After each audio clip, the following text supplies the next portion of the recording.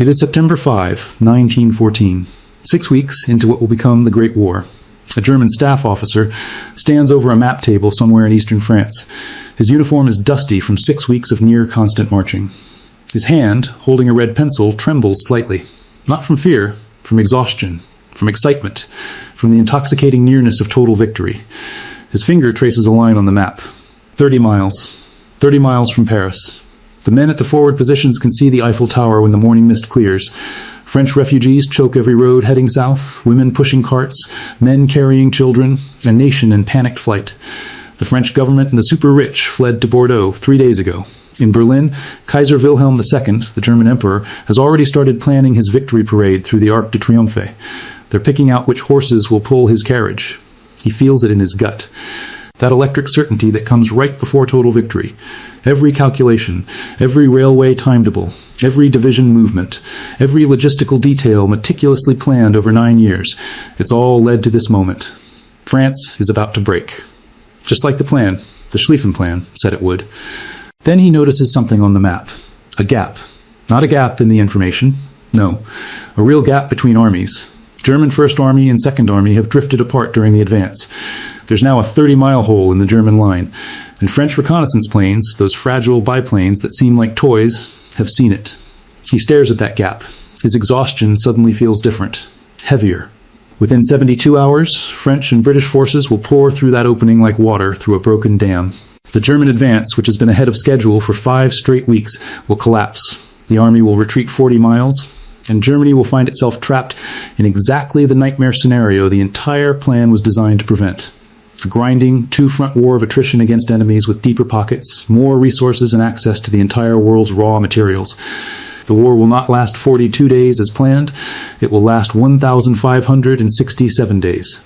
4 years, 3 months, and 2 weeks of industrialized slaughter that will kill 20 million people and destroy 4 empires.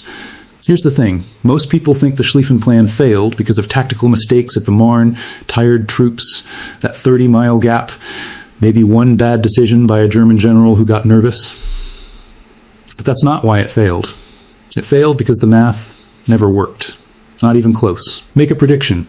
Could Germany have defeated France in 42 days if everything had gone perfectly at the Marne, if that gap never opened, if the troops weren't exhausted, if every tactical decision was flawless? Keep that answer in your head. By the end, you might change your mind. And if you want to understand how seemingly brilliant plans collapse the moment they collide with economic reality, you are in the right place. I'm Malcolm, and this is History Meets Economics.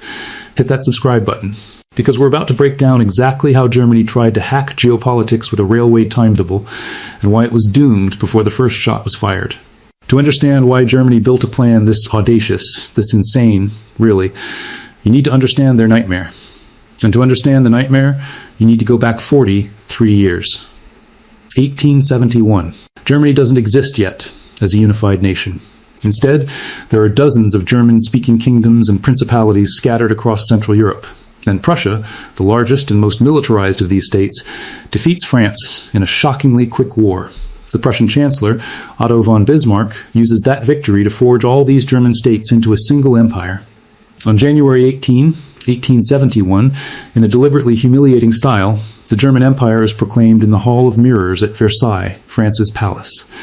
The new German Kaiser, Wilhelm I, is crowned on French soil. France is forced to pay 5 billion francs in war reparations. They also have to hand over Alsace and Lorraine, 2 provinces with coal, iron, and factories. Rich provinces, strategically vital provinces, the kind of loss that festers. The French spend the next 43 years wanting revenge so badly, not in some abstract diplomatic way. They teach it in schools. They name streets after Alsace-Lorraine. The entire nation nurses this wound. And France isn't weak. 40 million people, a modern army, substantial industrial capacity. But here's the problem for France. They're isolated. Germany in 1882 forms the Triple Alliance with Austria, Hungary, and Italy. 3 major powers pledging mutual military support. France stands alone, bitter and surrounded. Then in 1890, something changes. A new German Kaiser, Wilhelm II, fires Otto von Bismarck, the architect of Germany's careful diplomacy. Bismarck had maintained a delicate treaty with Russia called the Reinsurance Treaty, specifically designed to keep Russia from allying with France. Wilhelm II lets it expire. Just lets it go. Russia suddenly feels vulnerable. Austria-Hungary wants to expand in the Balkans, the same region Russia sees as its sphere of influence. Germany is siding with Austria. Russia needs a friend. France needs an ally.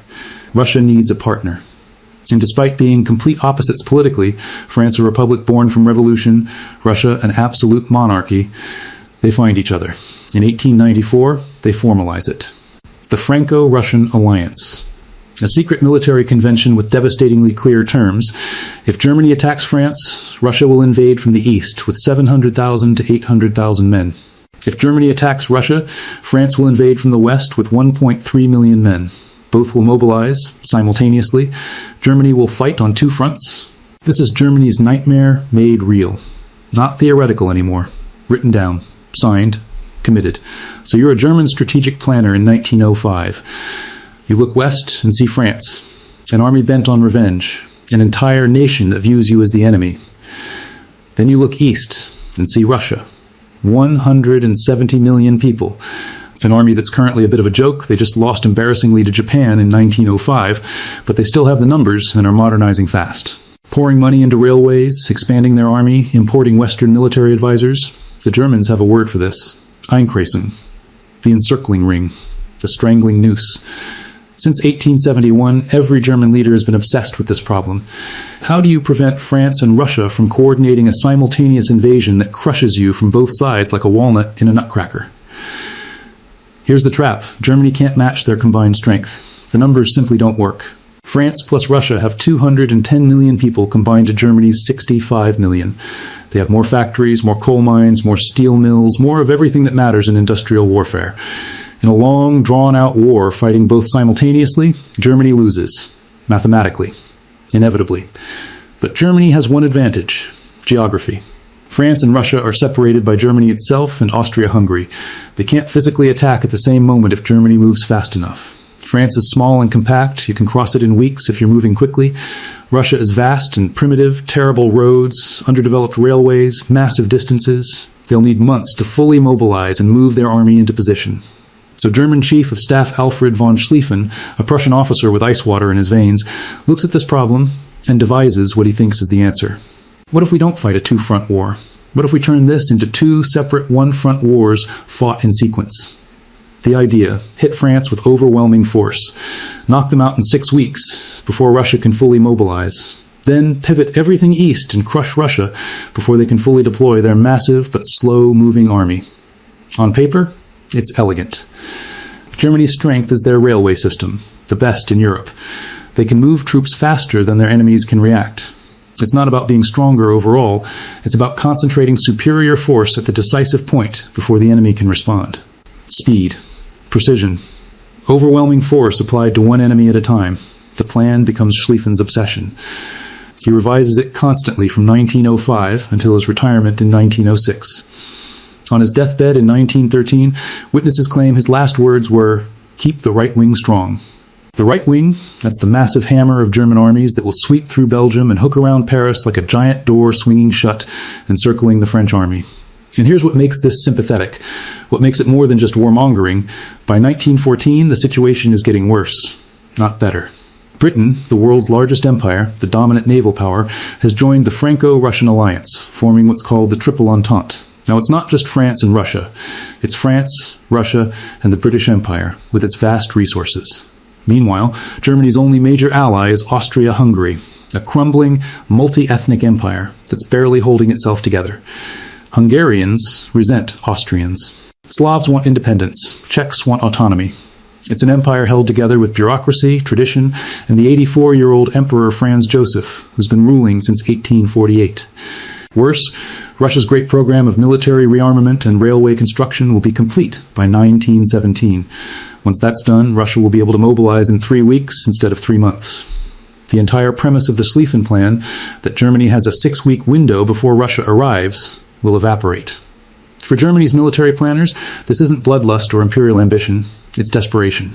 If war is inevitable, and by 1914 they genuinely believe it is, then every month they wait makes their position worse. The window is closing. Russia is getting stronger. The ring is getting tighter. Time is running out. Then comes June 28, 1914. Archduke Franz Ferdinand, heir to the Austro-Hungarian throne, is visiting Sarajevo, the capital of Bosnia. Bosnia is a Slavic territory that Austria-Hungary annexed in 1908, and a lot of Bosnian Serbs aren't happy about it. They want to be part of Serbia, not Austria-Hungary. A 19-year-old Serbian nationalist named Gavrilo Princip steps out of a crowd and fires 2 shots. One kills Franz Ferdinand. One kills his wife, Sophie. Princip is part of a group backed by Serbian military intelligence, not officially, but with their weapons and training. Austria-Hungary blames Serbia. They see this as an act of war backed by a hostile government. They send Serbia an ultimatum with demands designed to be rejected, things like allowing Austrian police to operate on Serbian soil. Serbia refuses most of it.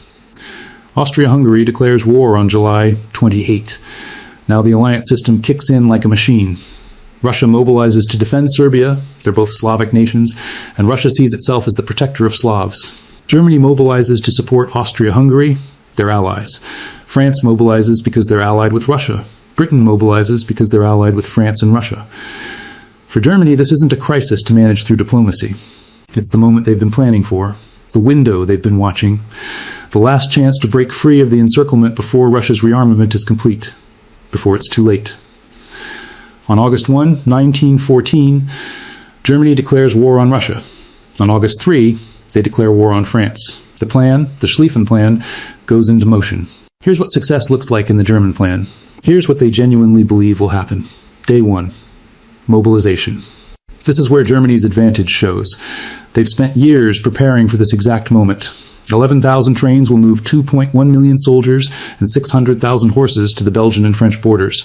563 trains per day will cross the Rhine. At the Hohenzollern Bridge alone, a single bridge, 1 train every 10 minutes. For 6 straight days. Let me put that in perspective. In 1 week, Germany will move more troops than Napoleon commanded in his entire career. More than the Union and Confederate armies combined at Gettysburg. The scale is unprecedented in human history. Week 1. Smash through Belgium. Belgium is neutral, guaranteed by treaty, but it's in the way. That was their only crime. The French border with Germany is heavily fortified. But the Belgian border isn't, so Germany will go through Belgium to hit France from the side. Belgium has an army of barely 100,000 men. The fortress city of Liege guards the invasion route. German planners calculate it will fall in 2 days once their massive siege artillery, guns that fire shells weighing 2,000 pounds, start pounding it. By day 10, German forces will be pouring into France. Week 2 to 4, the Great Wheeling Movement. This is the core of the plan. 7 German armies, 1.5 million men, will sweep through northern France in a massive right hook arc. The French are expecting an attack through Alsace-Lorraine, where the Franco-German border runs. That's where their fortifications are. That's where their plan focuses. They're wrong. The main force comes through Belgium, smashing into the French left flank. The Germans will move so fast that the French army gets caught out of position, encircled, cut off from Paris, destroyed in detail before they can adapt. The German right wing, that's the northern armies coming through Belgium, needs to stay strong, overwhelmingly strong. The ratio is 7 to 1. For every division on Germany's left wing defending Alsace-Lorraine, there are 7 divisions on the right wing. Pour everything into that hammer blow. Day 39, Paris falls. The French government either flees or surrenders. Day 42, France formally capitulates. Signs an armistice. Suez for peace. Week 7, the trains run in reverse. Every division, every artillery piece, every horse, every supply wagon heads east. Russia has been mobilizing this whole time, but they're slow, their railways are primitive, distances are vast, their army is still disorganized. Now they face the full, undivided weight of the German military machine that just crushed France in 6 weeks. Week 12, Russia, seeing France defeated and now facing Germany's entire army, accepts a negotiated peace rather than fight alone. Total war duration, 3 months, maybe 4 at most. The nightmare of encirclement, solved. The two-front war, avoided. Germany secures its position as the dominant power in Europe. The plan is obsessively detailed, very clean and straightforward. Germany has calculated everything. How many trains per hour on each rail line, how many kilometers per day each army corps will march, how many artillery shells each battery will fire per day, where supply depots need to be positioned, which roads can handle heavy traffic. The The railway timetables alone fill thousands of pages. Every station, every siding, every track has been mapped and scheduled.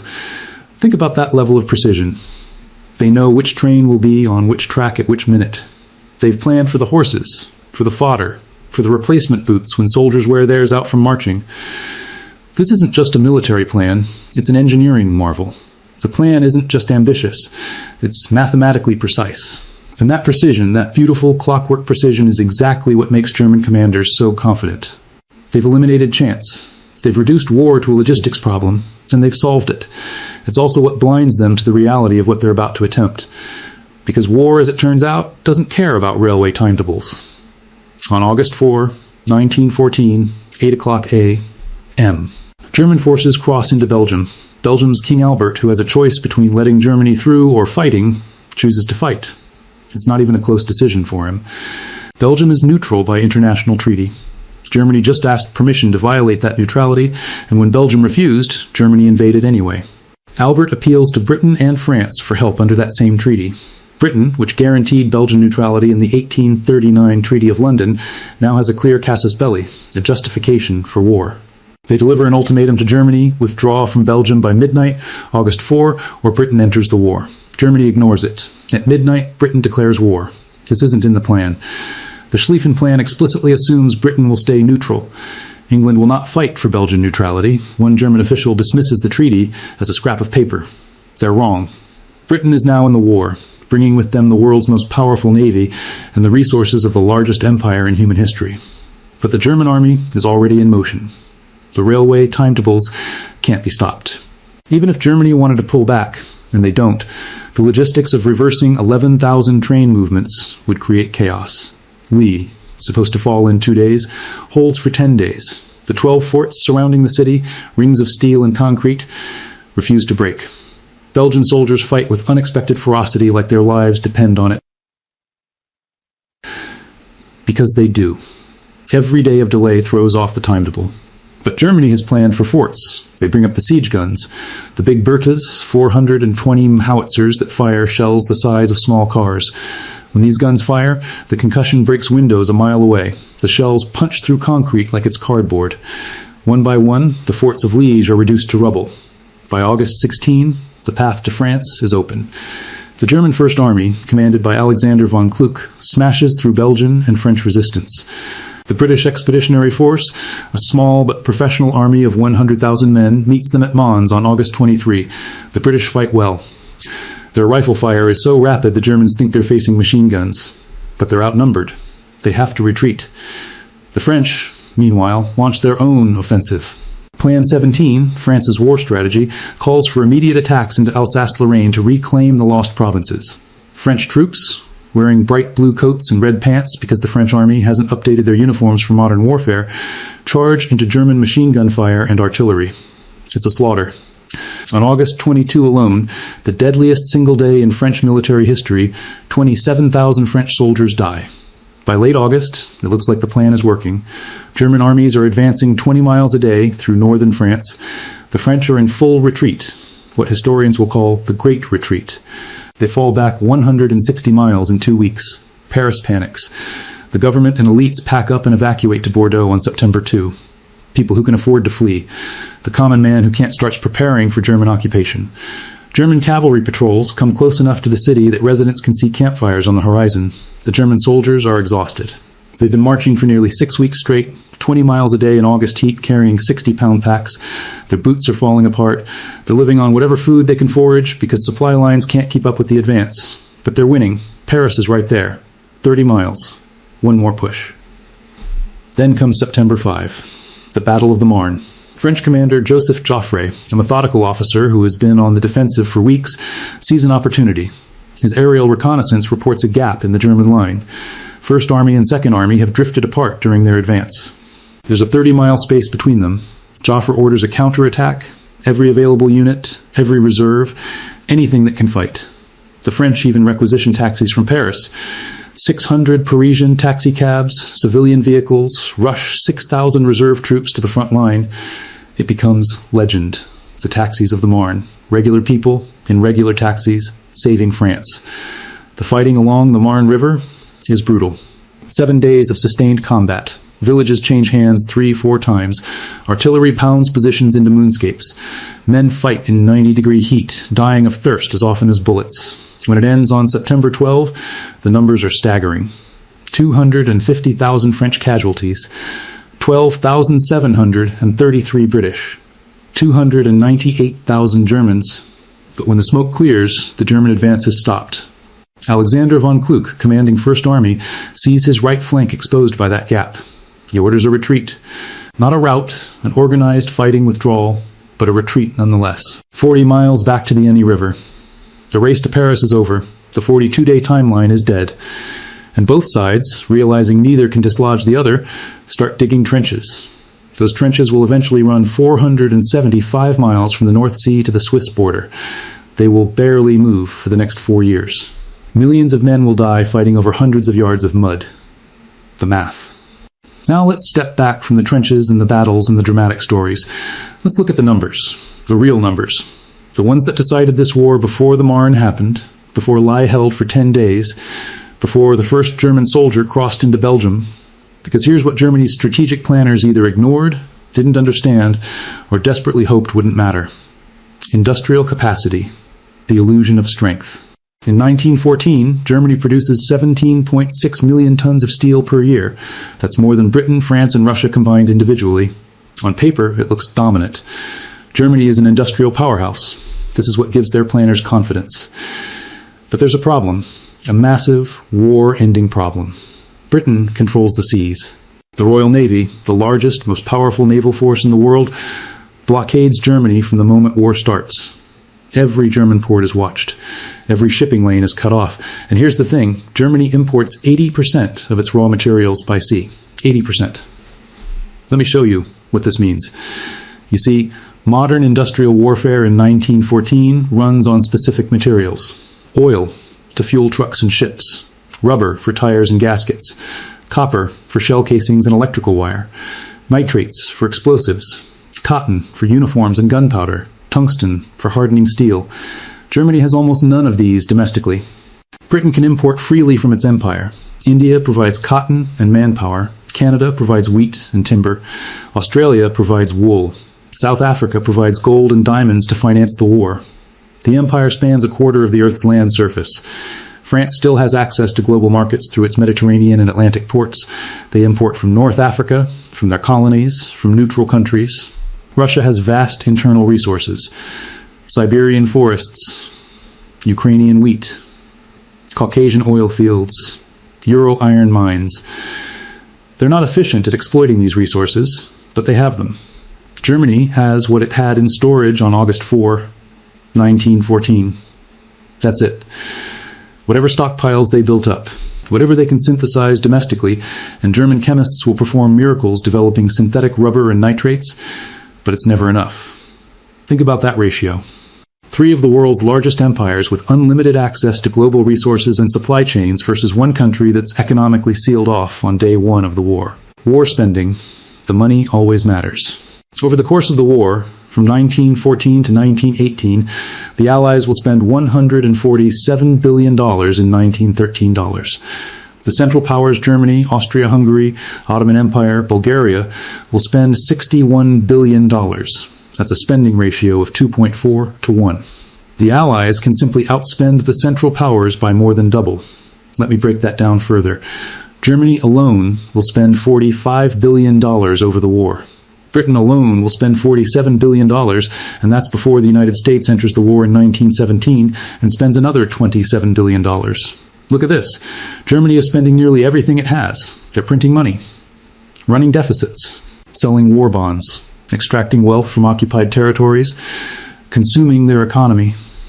And Britain, just Britain, not even counting France or Russia, is matching Germany's spending while also funding loans to its allies. And Britain's economy is barely straining.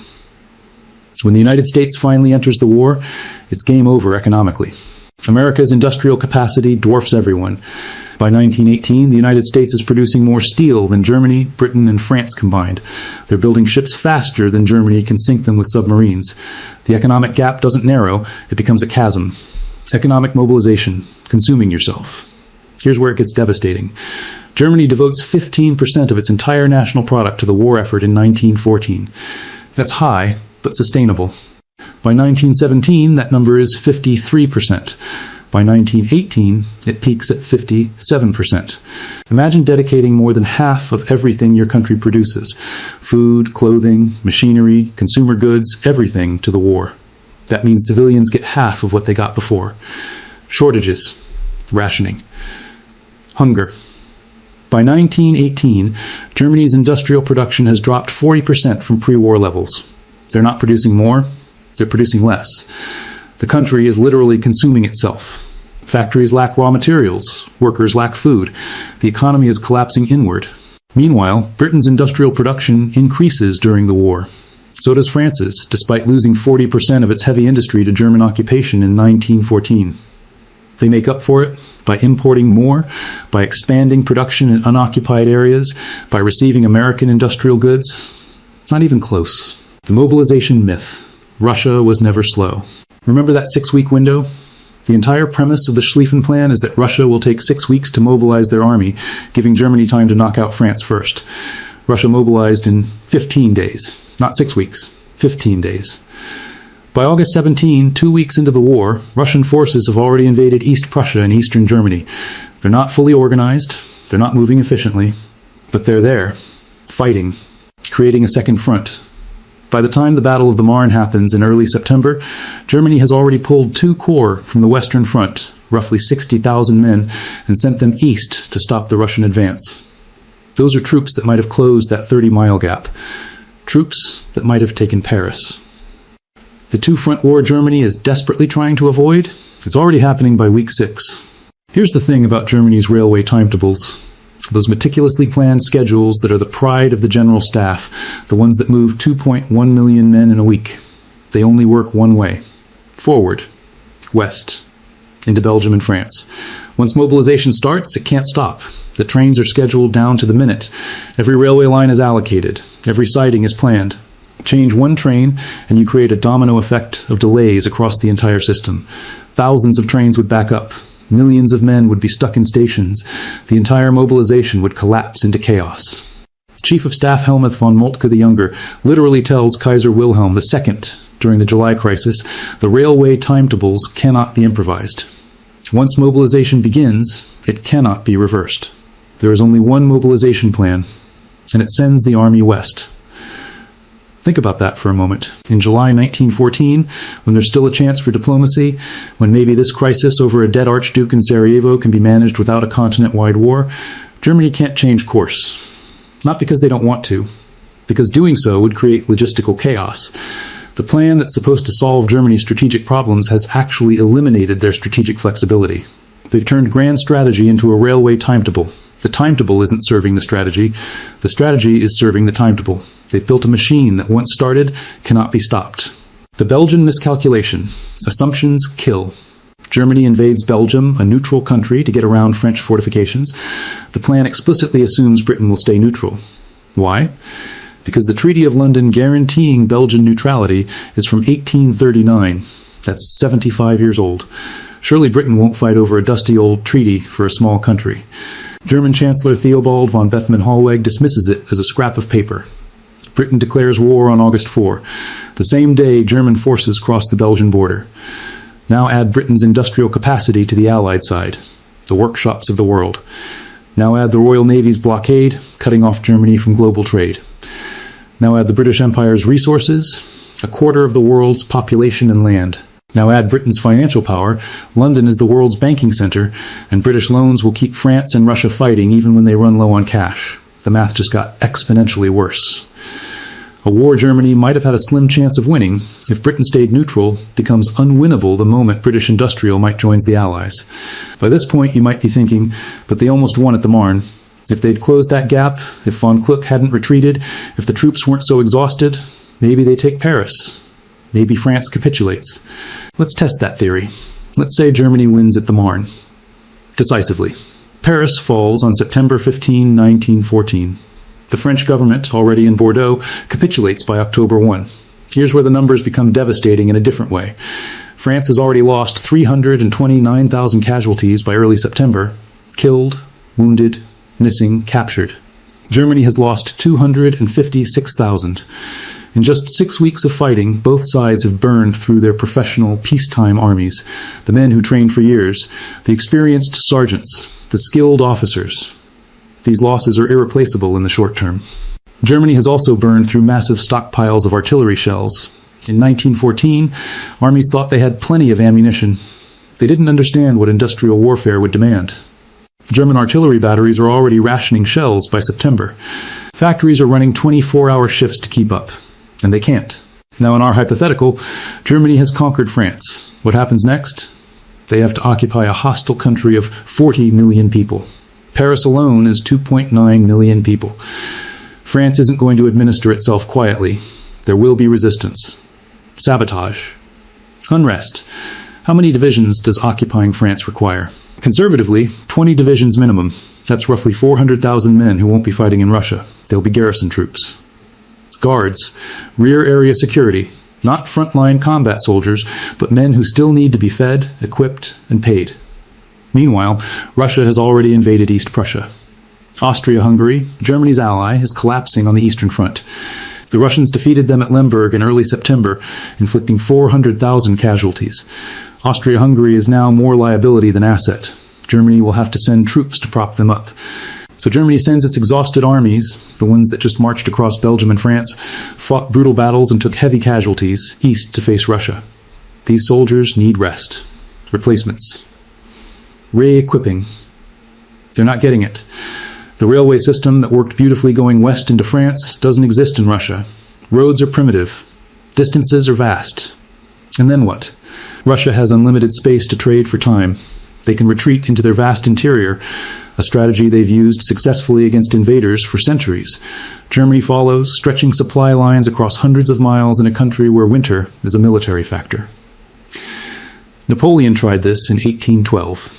It didn't end well. And Britain? Britain doesn't stop fighting just because France falls. They can't. If Germany dominates the continent, Britain's security is permanently threatened.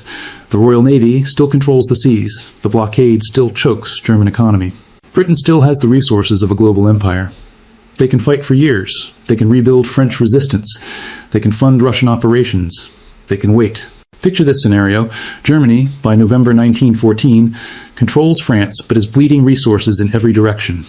Fighting Russia in the east, garrisoning France in the west, propping up Austria-Hungary in the south, being slowly strangled by a naval blockade that cuts off raw materials, unable to replace losses as fast as they're taking them.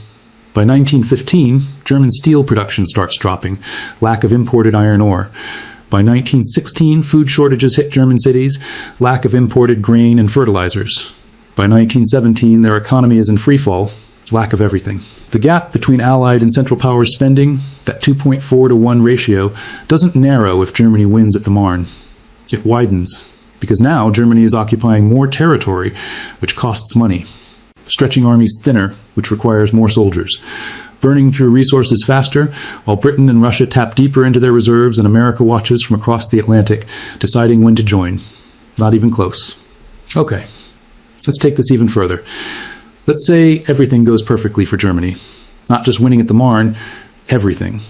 Every assumption in the Schlieffen Plan works exactly as intended. Liege falls in 2 days instead of 10. Belgium doesn't fight, they just let Germany through. Britain sees this and decides that old treaty isn't worth British lives, so they stay neutral. France, caught completely off guard by the speed and violence of the German advance, capitulates by day 42 exactly as planned. Russia mobilizes slowly, 6 weeks like Germany predicted instead of 15 days. Germany pivots east in late September with a fresh, rested army. Russia, seeing France defeated and facing Germany's full strength, negotiates peace by Christmas 1914. Best case scenario. Complete German victory. Total triumph. War over by January 1915. Germany now controls Central Europe from the Atlantic to Russia. They've achieved what Bismarck never dared dream. They're the uncontested hegemon of the continent.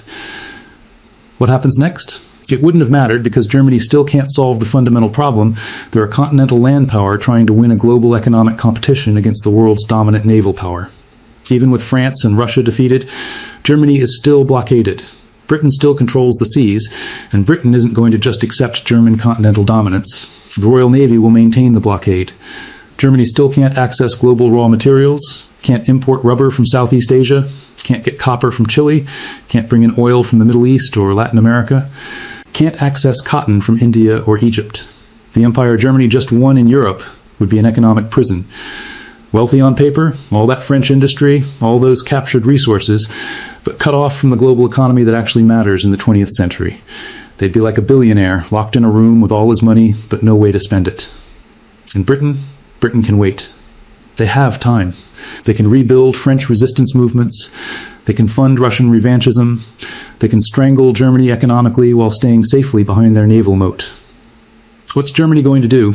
Invade Britain? With what navy? Germany's high seas fleet can't challenge British naval supremacy. Here's the real kicker. Germany's own success would doom them through overextension. Every mile of territory conquered in France or Russia requires troops to garrison. France alone would need 400,000 men minimum. Russia would need more, it's vast. And Russian guerrilla warfare would be brutal. Every occupied city needs German administrators, German police, German officials to extract resources and maintain control. Every captured factory needs raw materials to operate, materials Germany can't import because of the blockade. Every captured railway needs German engineers to maintain it. Every conquered population needs to be fed food Germany doesn't have because they can't import grain. The faster Germany wins, the faster they overextend. The more they conquer, the more they need to control. And they're doing all of this while economically isolated from the rest of the world. The Schlieffen Plan solves a military problem, how to avoid a two-front war. It's brilliant at that. But it creates an unsolvable economic problem. How do you sustain a continental empire when you can't access the global economy that modern industrial nations depend on? You can't. The math doesn't work. It never worked. Germany needed a navy to challenge Britain. They needed colonies producing raw materials. They needed economic access to global markets. They needed to win a long war of industrial production. Instead, they built a plan to win a short war through superior railways. They optimized for the wrong variable. This isn't just about World War I. This is about what happens when you optimize for the wrong variable. Germany built a plan that was militarily brilliant and economically suicidal. They optimized for speed 42 days to beat France, when the actual constraint was resources. They could move troops faster than anyone in history, but they couldn't replace artillery shells faster than they fired them. They could win battles, but they couldn't win a war of industrial attrition while blockaded from global trade. The lesson: precision isn't the same as accuracy. You can have a plan that's mathematically perfect down to the train schedule and still be solving the wrong problem entirely. The Schlieffen Plan assumed wars are won by superior tactics and railway timetables. World War I was won by the side that could outproduce, outspend, and outlast the enemy. Germany spent 9 years perfecting a solution to a problem that didn't matter and locked themselves into a strategic straitjacket with no other options. This pattern shows up everywhere. Companies that optimize for quarterly earnings while their market collapses, investors who perfect algorithms while missing macro shifts, strategies so precisely tuned to current conditions that they can't adapt when conditions change. The real question isn't whether your plan is precise, it's whether you're measuring the right thing. Germany measured speed. They should have been measuring sustainability, not even close.